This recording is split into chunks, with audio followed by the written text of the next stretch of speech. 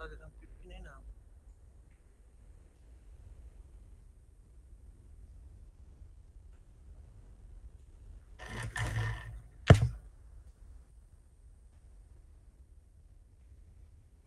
बहुत बहुत धन्यवाद संचालक महोदय प्रोफेसर अनूप जी।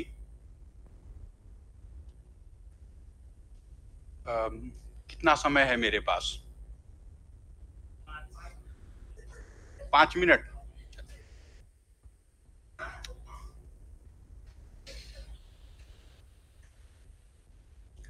इस सत्र की अध्यक्षता कर रहे आदरणीय professor Vijay Shankar Shukla ji, मंचासीन professor Hariram Tripathi ji, professor Shatrughan मिश्र,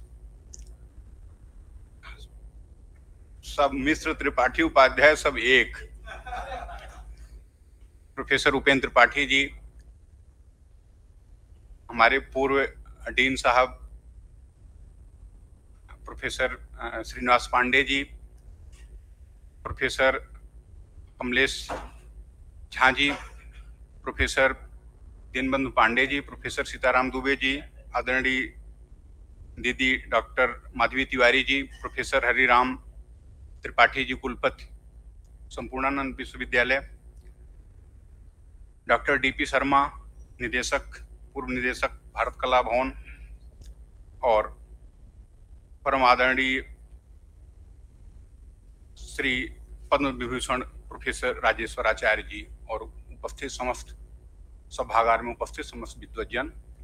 मैं प्राय प्रोफेसर त्रिपाठी से कहा करता था कि मैं अपनी किसी भी बात को 5 minute, 10 minute, 15 minute, 50 minute same time में वही बात कह सकता हूं। इन्होंने हमारा टेस्ट ले लिया है और मेरे ख्याल से शायद सबसे बेहतर समय है, क्योंकि यहाँ पर पुरातत्व के विद्वान, संस्कृत के विद्वान, कला के विद्वान और साहित्य के विद्वान, पुराण के विद्वान यहाँ पर उपस्थित हैं। राम के विषय में मैं कुछ बात कहना चाहूंगा। यह बात की आप सभी लोग सहमत होंगे कि भारत की सभ्यता और संस्कृति का आधार गंगा है, केवल गंगा। गंगा के अतिरिक्त और कुछ नहीं, सारे देवों का विकास गंगा के माध्यम से हुआ है। और यह कि भारतीय संस्कृति का जो हृदय है वह गांगेय क्षेत्र है, यही कौशल और काशी का क्षेत्र है। कौशल और काशी को तब आप समझ सकेंगे जब आप कौशल में उत्तर कौशल और दक्षिण कौशल को समझ सकेंगे, तब काशी और कौशल को समझ सकेंगे। यहाँ पर राम के बारे में चर्चा हो रही है। राम को भारतीय परंपरा कई दृष्टि से देखती है। इतिहासज्ञ अलग तरह से देखते हैं, श्रद्धालु जन अलग तरह से देखते हैं, पौराणिक जन अलग तरह से देखते हैं। राम भारतीय संस्कृति के प्रतीक पुरुष हैं, उस तरह से भी देखा जा सकता है। राम का दैवत्व का विकास हुआ, आप उस तरह से भी देख सकते हैं। और राम जो है मर्यादा पुरुषोत्तम के रूप में है, और उसके साथ राम भगवान के रूप में है, अथवा राम विष्णु के अवतार के रूप में, आप जिस भी रूप में चाहें राम कथा में विभिन्न रूप में आप राम को देख सकते हैं। मैं अपनी व्यक्तिगत रूप से भगवान श्री राम को केवल भगवान मानता हूं, क्योंकि भगवान मानने से ही केवल एक इतिहासकार के रूप में हम उनके कालक्रम को निर्धारित करने की जिम्मेदारी से बच जाते हैं।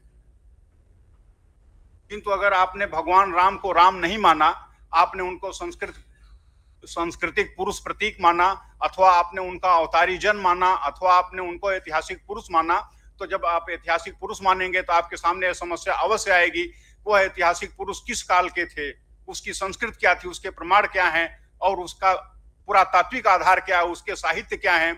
अगर आप उसको मान रहे हैं तो आप वेदों की तरफ जाइए। जिस संस्कृति को वाहक माने जाते हैं वह विष्णु, उनके अवतार, विष्णु के अवतार कब से प्रारंभ हुए, सारे संस्कृत के विद्वान यहाँ पर बैठे हुए हैं। कहां पर यह है वैदिक साहित्य में कि विष्णु के अवतार हैं? विष्णु के रूप तो हैं, किंतु विष्णु के अवतार वैदिक साहित्य में कहीं नहीं है। अगर आप राम की बात करेंगे तो राम भारतीय संस्कृति के प्रतीक पुरुष होते हुए भी वेदों में राम कथा का कोई उल्लेख नहीं है। अगर आप राम के बारे में बात करेंगे तो आप देखेंगे कि उनका काल क्या है, तो वेद में अगर राम नहीं है, और अगर आप उसके बाद के बौद्ध साहित्य में आते हैं तो बौद्ध साहित्य में देखेंगे, बौद्ध साहित्य और जैन साहित्य में जिस समय महात्मा बुद्ध का काल चल रहा था, उस समय कौशल के क्षेत्र में प्रसेनजित राज करते थे, और वो उनकी राजधानी वह अयोध्या न होकर के वो सहेत महेत आज की है, श्रावस्ती है।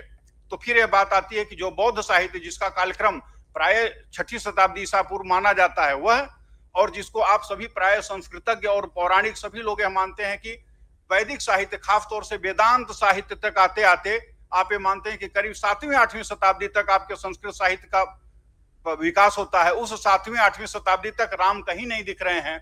और अगर आप 6ठी शताब्दी के कालक्रम में देखते हैं तो आप देखेंगे कि राम की कथा जो है वहां पर फिर जो है केवल दशरथ जातक के नाम से एक दिख जाती है, और जैन की परंपराओं में भी दिख जाती है, इक्ष्वाकु कुल की परंपराओं में भी दिख जाती है।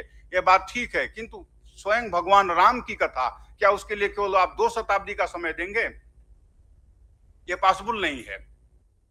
तो इसलिए जो है अगर आप राम को अवतारी पुरुष मानते हुए और उसको सांस्कृतिक पुरुष मानते हुए आप बात करेंगे तब तो कोई समस्या नहीं आती, किंतु जैसे ही आप राम को ऐतिहासिक पुरुष मानेंगे तो समस्या आएगी। बीबी लाल जी को, जो कि और आर्कियोलॉजी आप रामायण करके उन्होंने एनबीपी काल से संबंधित किया था, अथवा आज जब ज्योतिष की बातें हो रही हैं तो ज्योतिष की वजह से हम लोगों को क्या कहना पड़ेगा कि वह शायद राम के स्थलों से संबंधित जितने हमको कुछ भी पुरातात्विक प्रमाण मिलते हैं तो पात्र परंपराओं में ओसीपी अथवा उपकरणों के रूप में, जैसा कि प्रेजेंटेशन हुआ है डॉक्टर डीपी शर्मा जी का, वो फिर आपको जो है कापड़ होर्स कल्चर से आप उनको समीकृत कर सकते हैं, तो फिर भी डेट जो है 4000 ईसा पूर्व तक जाएगी। इन दोनों में से आप कहां पर सहमत हैं? जहां पर भी सहमत होइए, लेकिन यह बात जरूर है कि वह सारे सांस्कृतिक मूल्य जिसको कि राम ने वहन किया है, जिसको रामायण के माध्यम से आगे बढ़ाया गया है, वो वस्तुतः वैदिक संस्कृत के सांस्कृतिक मूल्य हैं, जिसमें सभी देवताओं के प्रति संभाव है, सारे देवताओं के प्रति, सारे क्षेत्र के प्रति संभाव है, और सबके साथ वह परिवर्तन के साथ सबको आत्मसातीकरण का भी भाव है। और इसी वजह से राम की कथा को जैनियों ने भी अडॉप्ट किया है, और बुद्ध ने भी और बौद्ध लोगों ने भी अडॉप्ट किया हुआ है किसी न किसी रूप में, और सांस्कृतिक मूल्य को तो यथावत अडॉप्ट किया है, क्योंकि सत्य, अहिंसा, तप, ये सब किसके मूल्य हैं? ये गंगा प्लेन के मूल्य हैं, गंगा के संस्कृत में उद्भूत मूल्य हैं।